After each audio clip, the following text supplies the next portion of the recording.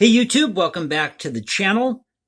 Cultural Confederacy here. It's Monday night.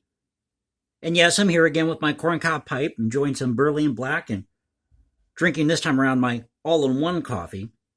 Well, I actually had some grounds left over from the Sam's Choice 7 a.m. Saturdays coffee. Didn't want to have that go to waste. So this is a mix of the Sam's Choice, the Great Value Donut Shop coffee, and some Sturgis decaf. Good cup of coffee, by the way. And time to make some more. Actually, I think I'll do that while I'm talking to you here during the video. So you might hear the water running. I'm trying to do these videos more in real time. But I thought about this joke that the comedian George Grobel said years ago on Johnny Carson's show. And when he said this joke, Johnny just about fell over in his chair. But he posed it in the form of a question. He asked Johnny, you ever feel like the world's a tuxedo and you're a pair of brown shoes? And I thought that is so true of this channel. Because I really don't know where I fit here on YouTube. I don't even see myself as a pair of brown shoes. I mean, maybe I could buy a brown tuxedo to match the brown shoes, but I don't think that would look good. So let me grab some water for the coffee here. As we're doing this in real time.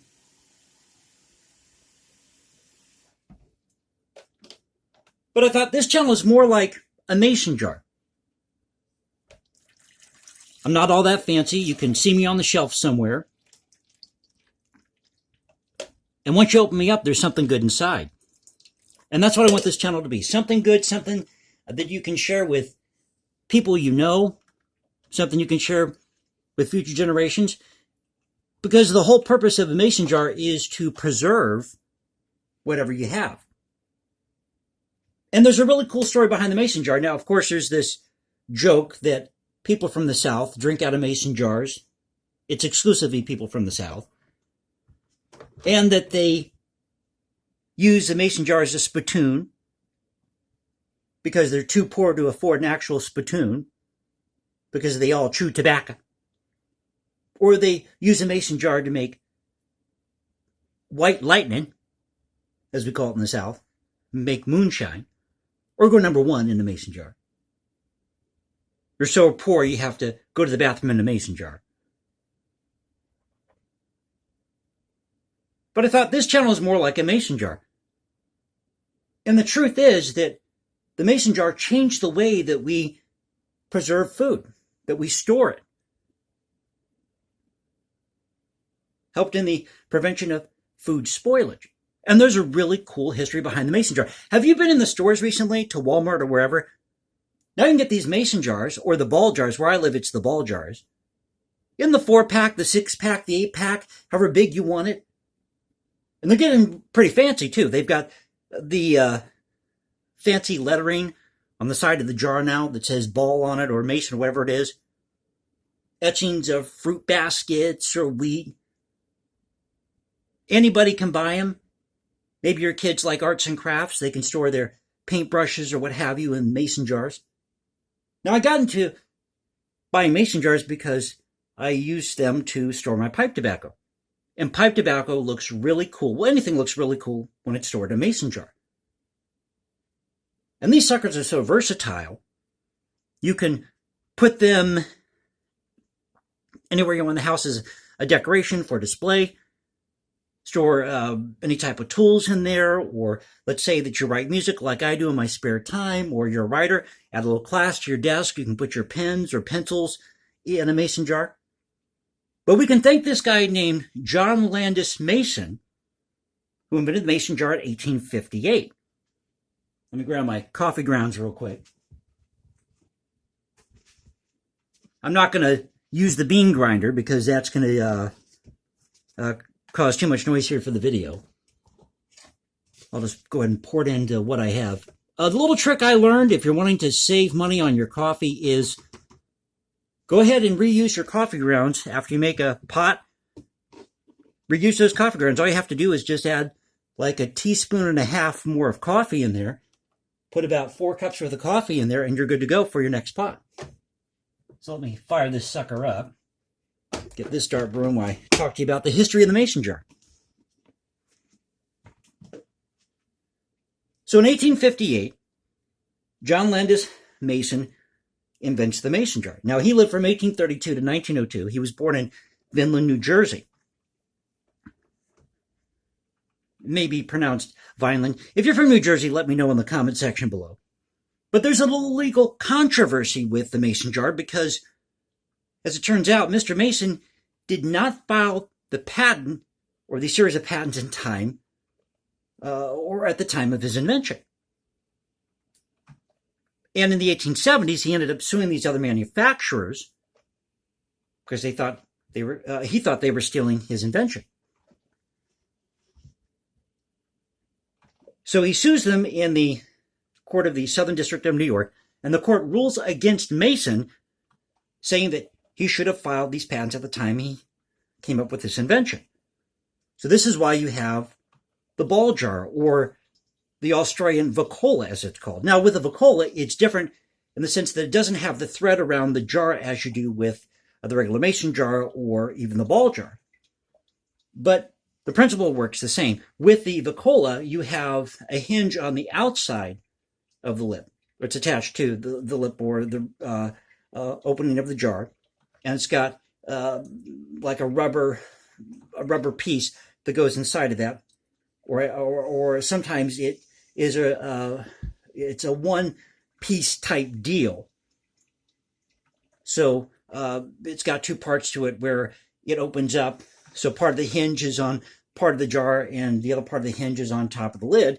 You close the lid, it's got a rubber seal inside that lid, and that is what keeps everything, locks all the flavors, any food in place, keeps out any extra air. Now, something else that mason jars do, and this may have happened to you, and the first time I heard it, I basically jumped out of bed because I didn't know what the noise was. This was in the middle of the night. On occasion, the mason jar will make, or a ball jar will make, this ping, ping sound. And that just means that it's sealing everything in. So no extra air is in there, and you're good to go. But there's so many uses for the mason jar. So in 1859, Mr. Mason, he sold his patent to the Sheet Metal Screw Company, which was owned by Lewis R. Boyd. Now, Lewis R. Boyd had patented a white, quote-unquote, milk glass insert for the zinc screw lid to prevent the chance of food coming in contact with the metal lid. At that time, they used zinc. But this was the early stages of preventing food contamination, and that was a real issue back in the day. If you go back and you study the history of food storage, and they didn't have refrigeration in those days, back in the 1850s. I think they used blocks of ice or shavings from the ice to make iced tea or lemonade, or they might store meat in a room that had blocks of ice in it to keep that meat cold. But the most common way of storing food in those days, or especially meat, would have been to salt the meat and preserve it that way. And before then, they were using bottles with corks on them, sealing those to preserve spices, food. But the mason jar revolutionized everything when it came to food storage. Now, something I didn't know is that mason jars are highly collectible. For those of you who love antiques or into collecting mason jars, because the Ball Jar Company, in particular, between 1915 to 1962, came out with their Ideal Jar series. And in 1962, they discontinued the Ideal Jar. So those are highly collectible. They're common, but they have some money to them if you find them. And the blue color, which I believe originally was aqua, or what they label as aqua, is unique to the Ball Jar Company, what they call the Ball Blue. And by 1908, mason jars were being manufactured by semi-automatic machines. So I thought I'd come here and share the story of the mason jar with you. And this truly is a piece of Americana. It was an invention created in this country, in the States, by John Landis Mason, 1858. But there was a legal controversy behind it because he did not file the patents in time, or the same time he did this invention. or came up with this invention. So other companies were able to follow suit, and they perfected his mason jar. But mason jars just aren't for people in the South. I live up here in the upper Midwest. And I remember a few years back, I was working for a company that did these questionnaires over the phone for a local government agency. And you get a lot of calls where people would say they weren't able to do whatever the questionnaire was because they were canning at the time. In September, people can in this area. And you have canning parties. So this is the history behind the mason jar. And I hope you enjoyed it. If you did like the video, please click that like button, subscribe, hit me up on Instagram at hashtag JasonComposes. Leave comments below. Now you can reach me at Twitter, Cultural Confederacy at Twitter. As I said, thought I'd do this in real time for you. Make another pot of coffee. Get ready for that. If I can hear that sizzling in the background. I actually poured some water accidentally on the burner. For some reason, I do that. I tend to miss. Anybody else have that problem when you're making pot of coffee with these small coffee makers? You always tend to miss, or the lid doesn't go back as far as it should, so you can put the water in there. So thank you for being with me. Cultural Confederacy saying peace out. Stay safe, everybody. God bless this great country, and I'll catch you next time.